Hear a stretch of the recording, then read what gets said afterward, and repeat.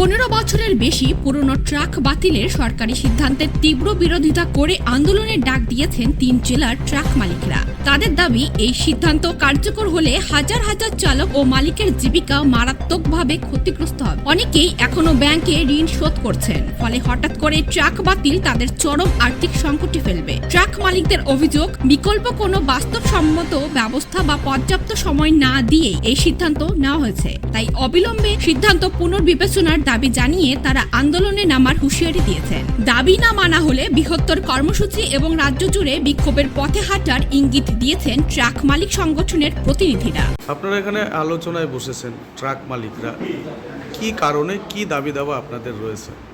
আজকে আমরা 3টা জেলা, জলপাইগুড়ি, আলিপুর, কুচবিহার, এই 3টা জেলায় আজকে আমরা 12 সাথে আমরা সমস্ত ট্রাক মালিকরা একত্রিত হয়েছি। তার একটাই কারণ, রাজ্য সরকার বিগত সরকারও বলেছিল তার আগের সরকার যে 15 বছরের গাড়ি আমাদেরকে চলতে দেওয়া হবে না। তো সেই বিষয়ে আমরা আজকে মিটিং করলাম যে 15 বছরের ঊর্ধ্বে যেসব গাড়ি সরকার বন্ধ করতে চাচ্ছে সেই বিষয়ে আমাদের সরকারের কাছে আবেদন থাকবে যে উত্তরবঙ্গের সবচেয়ে বেশি বেকার এবং গরিব মেহনতি মানুষের সংখ্যা বেশি, এবং এর সাথে এই গাড়ির সাথে কয়েক লক্ষ মানুষ যুক্ত।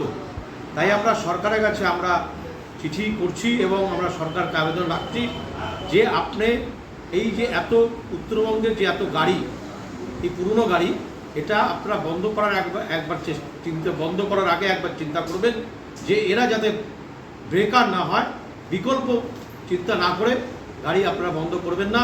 এবং আমরা যে 15 বছর উপরে গাড়ি চালাচ্ছি, আমরা কিন্তু সরকারকে বছরে 30,000 টাকা ফিটনেস ফি দিচ্ছি।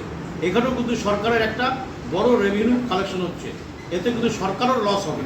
তাই আমি আমাদের মাধ্যমে আজকে সরকারের কাছে বলতে চাচ্ছি যে আপনারা আমাদের গাড়ি হয় 4টা বা 5টা ডিস্ট্রিক্ট পারমিট করে দিন, বা আমাদের গাড়ি গ্যাসে কনভার্ট করে দিন। আপনারা বলছেন পলিউশনে দোয়াই দিয়ে যে গাড়ি বন্ধ করতে চাচ্ছেন, উত্তরবঙ্গ আমাদের এখানে কিন্তু পলিউশনের মাত্রা একদমই কম। সেই হিসাবে আমাদের উত্তরবঙ্গের 15 বছর ঊর্ধ্বে গাড়ি বন্ধ না করাই ভালো, কারণ হচ্ছে আমাদের এখানে পলিউশনের মাত্রা একদমই কম। আমরা গ্যাসে হয় কনভার্ট করে দিন, নাহলে আমাদের গাড়িগুলোকে